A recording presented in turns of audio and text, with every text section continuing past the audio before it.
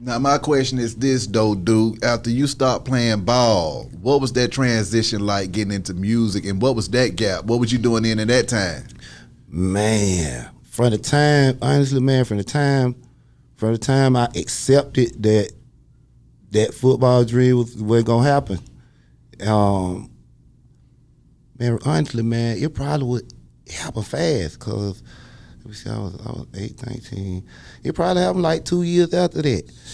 At the moment that cause like I never had, really did know with no music, to be honest with you. You know what I'm saying? It just happened one, I liked it. You know what I'm saying? I always was a fan of it. And then but I always knew I always figured I could do it because, I always knew I had wordplay and, kind of a pretty good vocabulary. You know what I'm saying? But it was just like learning the craft. You know what I'm saying? So I went by and just saw myself one day on the video screen back when they used to have the TVs in the stores. You could walk by and see yourself. So you rapping in Walmart? Man, I just walked by and saw me like I was fresh that day. Right. My Auburn hat, my starting jacket, clothes on. You know what I'm saying? So I just walked by. I said, hey, I said, hey, and I told my homeboy, I really was just talking shit. Yeah. I said, man, I gotta get on TV, man. Shit, I'm finna be a rapper, man. These niggas just be playing out here. I said, I be doing this shit for real.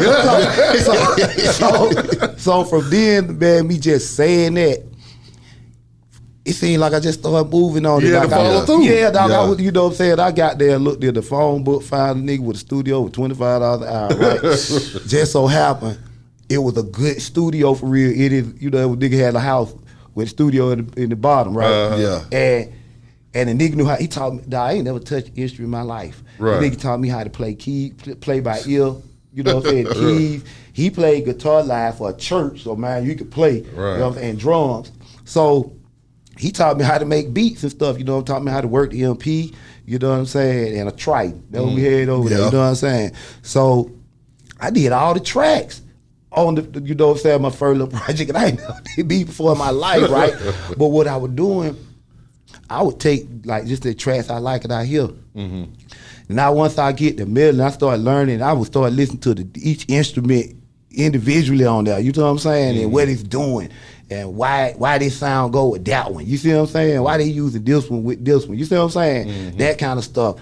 And then I started just mimicking what I'm hearing. Mm-hmm. You see what I'm saying? But just changing, but put my own melodies and chords to it. You see what I'm saying? Mm-hmm. Drum patterns, pretty much gonna be the same anyway throughout. You may change a little bit. That's why you can't copyright on drum pattern.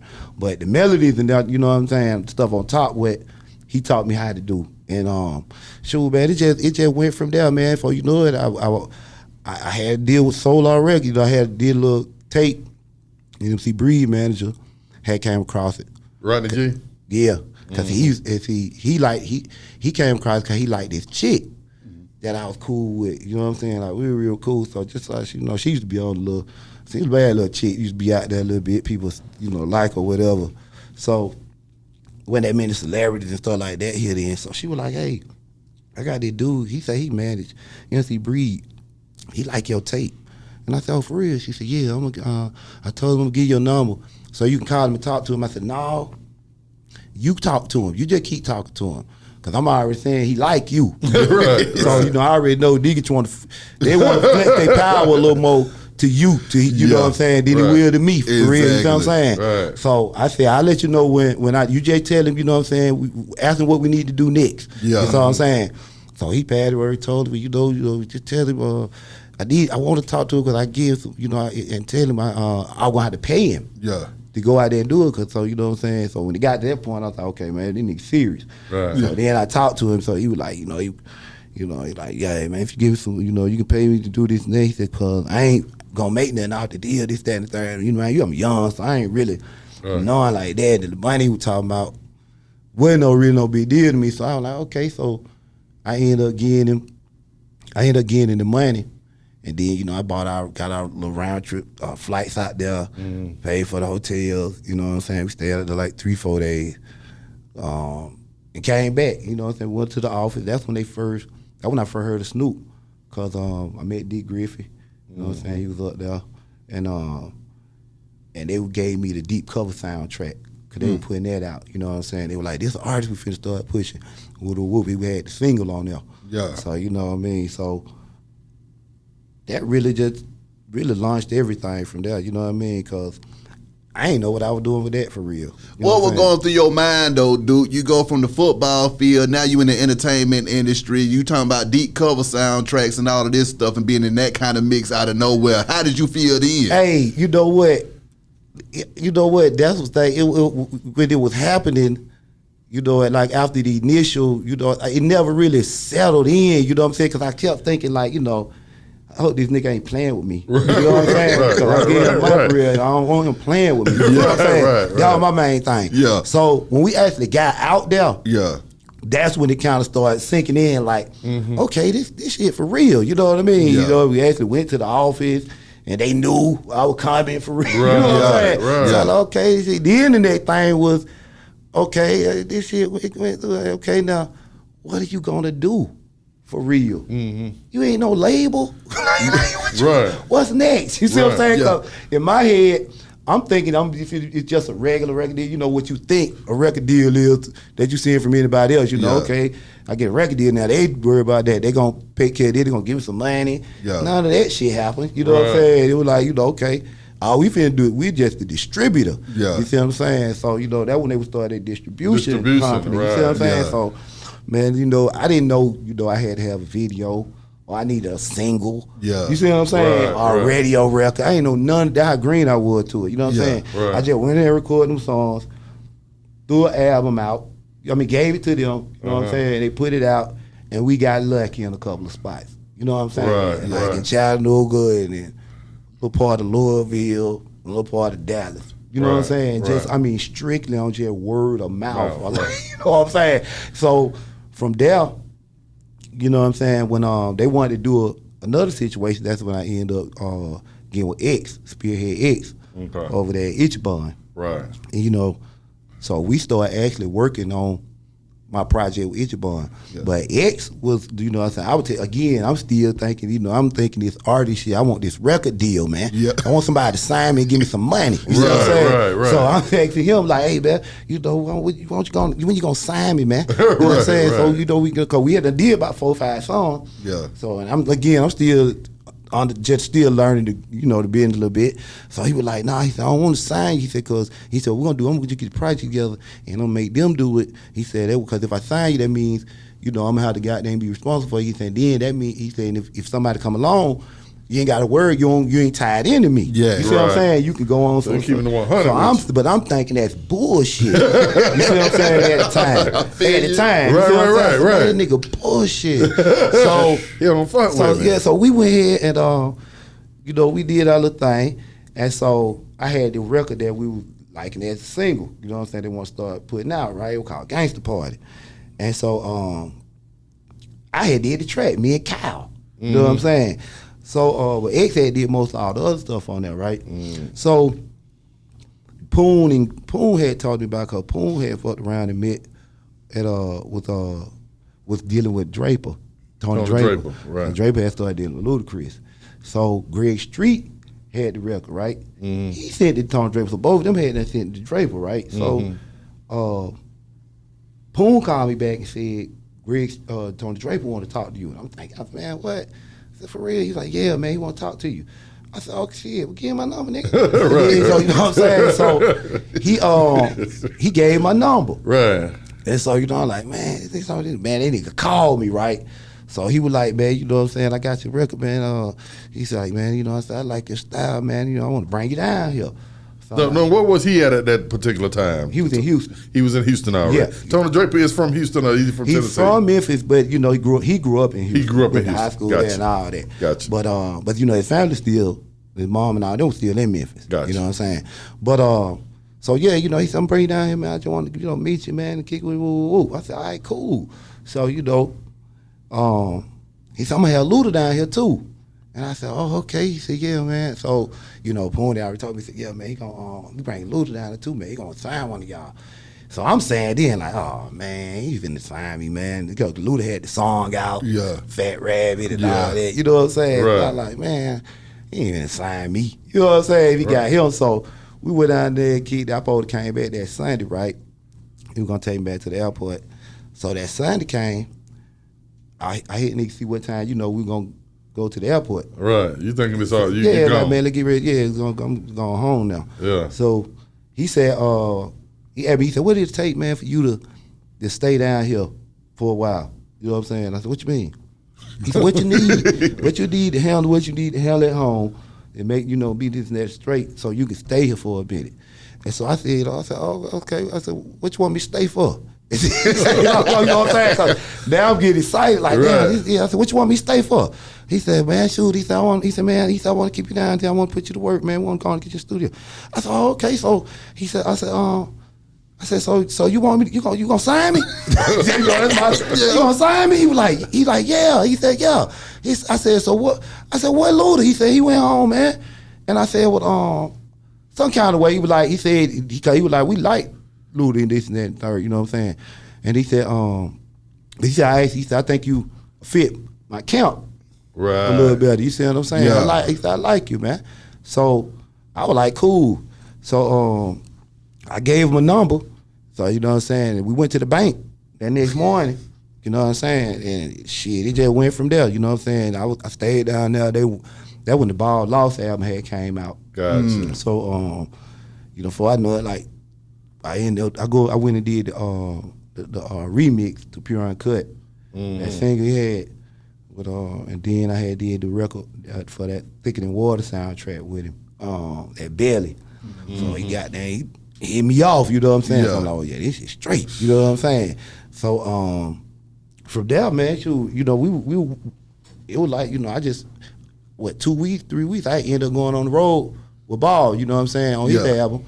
And like opening up, being the hype man. They told me, I'm thinking I'm just going to, to kick it though and see the road. They first start was in Albany, Georgia, at the Stevens Center. Yeah. A lot of folks out there. So it was a radio show.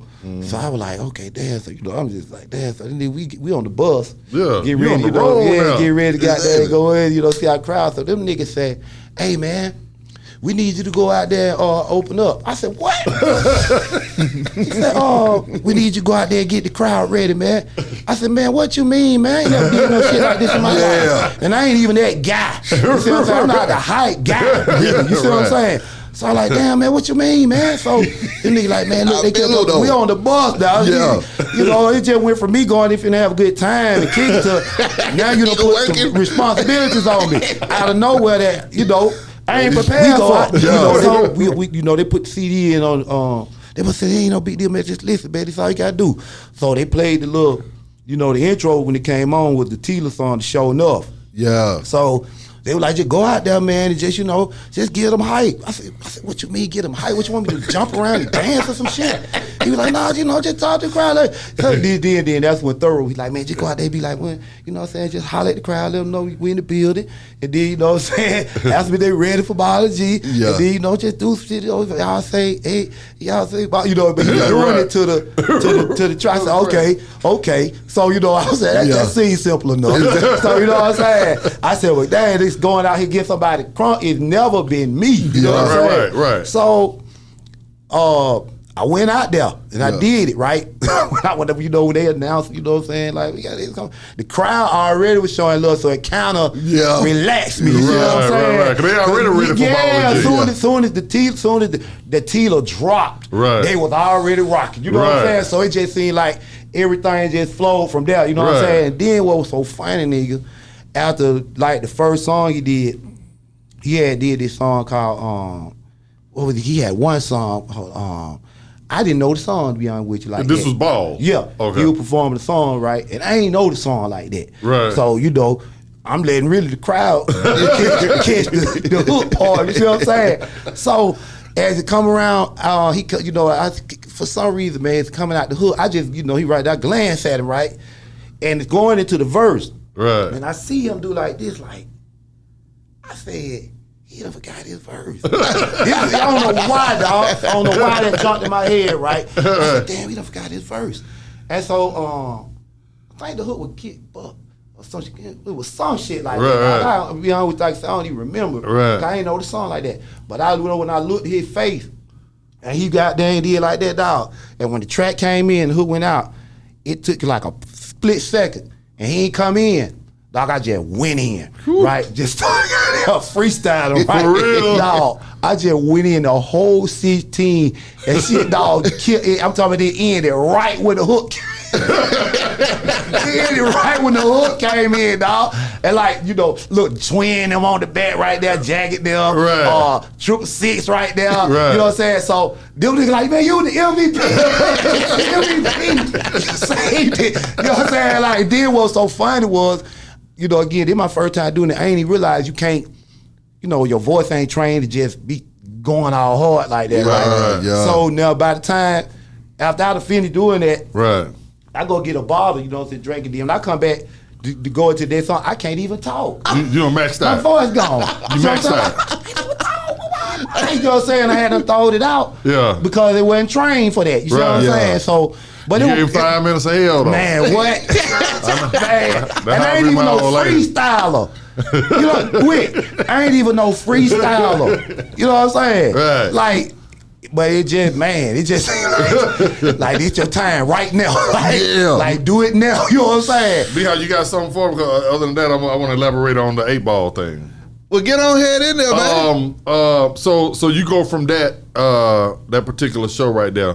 What was your relationship like with 8ball and MJG, and what is like working with them two? Like I look at 8ball and MJG, you know, and Pimp C and Bun B as like the greatest. You know what I'm saying? You already know. We grew up on that. Yeah. But what was it like, you know, for people that don't know him? You know what I'm saying? Well- like in the studio, are they as great as they sound on those records with making these songs?